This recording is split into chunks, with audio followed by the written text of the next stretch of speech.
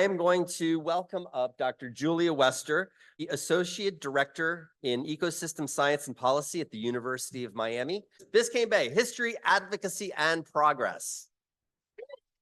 All right, thank you so much, Dave, and everyone else for being here. So I am a social scientist. I have taken on the complicated task of trying to understand why people care about the Bay, what they value about it, how they make decisions together, how they come to create better management. It is not easy, especially here in Miami. One of the ways that we can understand where we are and the really complex systems we live in, though, is by looking at where we've come from. We've already had some people touch on the history here today.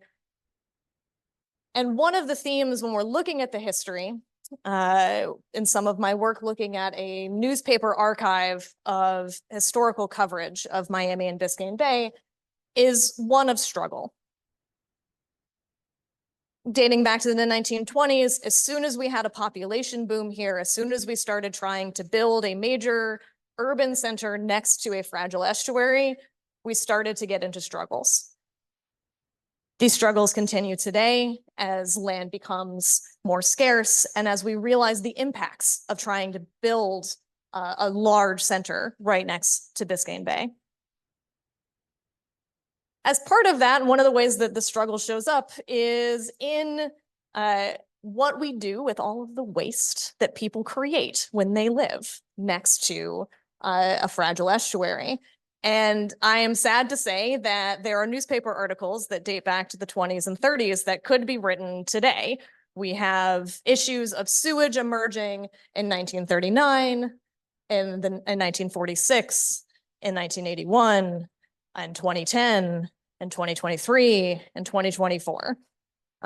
You would not be mistaken to feel as you're reading the history of Biscayne Bay that in some ways we've been here before. Another big site of struggle here is the ways that we've changed the landscape. If you are in South Florida, the line between land and water tends to be fairly fuzzy, but we've done our best to change the way that land and water interact down here, taking slow-moving sheet flow and turning it into channelized canals that turn into point sources of pollution at the edges of our coastline. This has been a threat to ourselves, our community, through salinity moving up into our groundwater, and is also a threat moving in the other direction. These lines cut through our community are some of the connections that we've made that we cannot avoid. The other amazing theme, though, as I was reading these old newspaper articles, is that we have always been a community. There's always been people here who have recognized what is special about this place and have fought to protect it. The history of Biscayne Bay is a history of advocacy. There are countless individuals, some of whom we're honoring today, some of whom we are remembering today, all of you in this room who are a part of a heritage and a legacy of advocacy and work to protect this ecosystem and to try and coexist. From individuals trying to restore ecosystems, protecting individual species, to the Jones family donating their family's land to help create the first national park down here. Yeah, I agree. But it's not always individuals, right? There is also a history of us working together and coming together to try and solve these problems. This summit, your being here, is just the latest iteration of that history.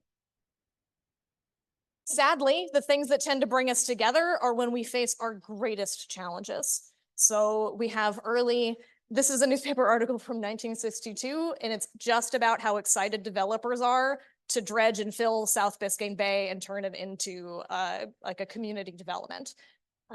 Fortunately, the advocates at the time fought this, and instead we have an aquatic preserve and a national park today. So if you would like to hear more about that, we have some panels on it later. It is really an incredible story. Today, we're fighting our own battles. We have the seagrass die-off in North Biscayne Bay, the recent fish kill. These are the things, these moments where we realize we have to come together to solve these problems. As I said, and as some other people have mentioned, we are celebrating 50 years of the Biscayne Bay Aquatic Preserve this year. You can check out the panel, like I said, to learn more about that history and the protections that it has afforded this area. So the sum for me coming through this is that we are living with the legacy of all of the choices that people have made before us. The people who have decided to dredge and fill, the people who channelized and turned a slow sheet flow of water into canals, but also the people who have fought to protect what they moved here and fell in love with, or grew up here and have always loved. The story here can be summed up with this quote that I discovered in some of my archival research. The task facing the people of Dade County is to decide what they want the bay to be, and then how they're willing to compromise on this ideal, realizing the inevitability of some of the changes that accompany crowding of people on its shores. Only with planning can they direct and minimize the effect of these changes. That is from one of the first scientific task force reports written in 1965. It could have been written basically any day between now and then. It is as true today as it was at that moment. This is the choice that we have to make. Which brings us to today. There is no conversation about Biscayne Bay that can be had without the context of climate change. It is a bummer. The nature has really done me a solid here by having us all feel this firsthand in the last few days, where being outside feels oppressive in May. We broke heat records for May this past weekend. We had a heat advisory. And of course, these effects make it into our water. The yellow line there is the sea surface temperature for 2023, and the red line is where we are started for 2024. This is going to make every single challenge that we have faced and that are continuing to face today all the more complex and difficult. When we think about Biscayne Bay, we're going to do a very quick primer, although some of this you guys are going to be familiar with. We tend to talk about Biscayne Bay in terms of north, central, and south. North Biscayne Bay is ground zero, right? That's where we're seeing a lot of the seagrass die off, although it's not isolated to that anymore. You've got seawalls. 40% of that part of the basin has been dredged and filled. We have artificial islands where people live. And importantly, because of the barrier island, you don't have the water exchange that you have in other parts of the bay. So pollution that makes it into North Biscayne Bay tends to hang around. As we move into the north and central part of the bay, we also have the effects of all of the people that live here, the residential impacts. The single biggest problem that we're facing at the moment is, of course, septic tanks. This is from the 2018 report looking at vulnerability to our septic tank systems to sea level rise. You see the yellow and the red dots there. Those are the systems that are currently compromised. So this is only going to get worse as we have sea level rise, raising the groundwater table and compromising and causing more systems to fail, contributing nutrients into our waterways. Biscayne Bay benefits from more water exchange with the ocean, but there's a clear gradient of pollution when you look at the indicators of that along the coastline moving out. This is where we have the national park north boundary. But we also have other sources of impacts within these areas despite protection. We have marinas, recreation. People love the bay, sometimes too much, sometimes in ways that I wish they would stop. We have the canal systems that still feed into these protected areas. Just because you put a park boundary around something, if the water quality that is flowing into that park is not of high quality, you're still going to have impacts. That line in the sand does not change that. And that is also the story of Southern Biscayne Bay. We tend to think about Southern Biscayne Bay as the most preserved, and we're very lucky today to have what we have down there because of the work that advocates did before us. But that preservation is still under threat. Some of the main sources of that is nutrient and pesticide runoff from agriculture in the southern part of the county, and then also point source pollution, such as the Turkey Point power plant and the canal system that is putting very saline water directly into the bay, and also the landfill that is a major source of nutrient pollution. You can see that in the research. So this is from a 2019 paper by Millett et al. 2019 that I modified a little bit to make it easier to read for you guys.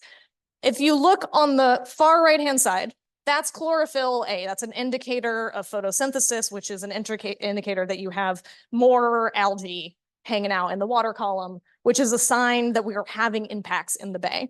You can see, particularly in the north and south, where you have less water exchange, that is where you're seeing a lot of these impacts and indicators. But you can also see nitrogen and phosphorus moving to your right, where some of those particular sources of nutrient pollution are concentrated. These are average concentrations. When we're looking at the trends over time, we look at change over time. Unfortunately, the story is also kind of a bummer. The warmer colors here are increases in pollution or increases in those negative indicators of eutrophication. The one that is most worrying that I'm going to let Dr. Forkerin talk about in more detail is phosphorus, of course. So you would not be faulted if you had a feeling working any amount of time in Biscayne Bay or hearing this presentation that the history of Biscayne Bay is a little bit like Groundhog Day. This is a quote of our illustrious former Chief Bay Officer, Rella Begay, in a newspaper. The thing I want to highlight here, though, is if you have seen the movie Groundhog Day, and if you haven't, you now have homework. Honestly, go home and watch it right now. No, wait until this evening when you're very tired. The moral of the story is not you're trapped in the loop. The moral of the story is that every day is a chance to get it right. Every single day is an opportunity to do better. We have an opportunity now to get this right. Yes, we have failed in the past. Yes, we have had similar problems, but this is a new opportunity. Today is a new day, and the presence in this room is a testament to that. Yeah. So we have quite a few people talking about this, so I'm going to go through this very quickly, but I'm going to give my 2 cents as a social scientist on why now feels different compared to the Biscayne Bay Partnership Initiative 20 years ago, or all the other efforts that were admirable, but we're still here. One is that the task force report, I would like to report 95% of the recommendations in that report have either been completed or are underway right now. Yeah.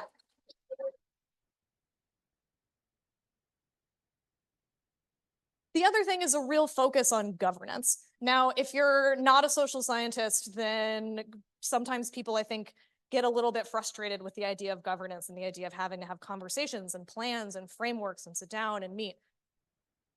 This is how you get through complex problems. You have to have these frameworks and you have to have these meetings. And the nice thing is that the task force report, by creating the structure of the Watershed Management Advisory Board, is now we're finally having some of the conversations that we really need to have here. And that has led to quite a bit of progress.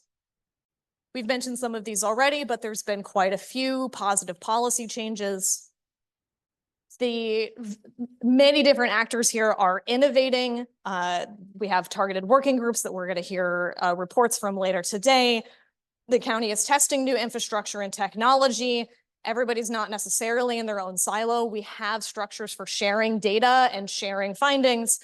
And we've got some new streamlining of structures for getting people off of septic and onto sewer, including, for instance, making the permitting process easier or providing funding to houses, to homes that cannot afford to. We have quite a few education and outreach programs to get people involved and are, I think, importantly, reaching out to industry to get them involved. County sent out 5,000 mailers to lawn care industry representatives in the county to try and get them on board with the fertilizer ordinance, get them to understand and to cooperate with that. We also have quite a bit of community engagement.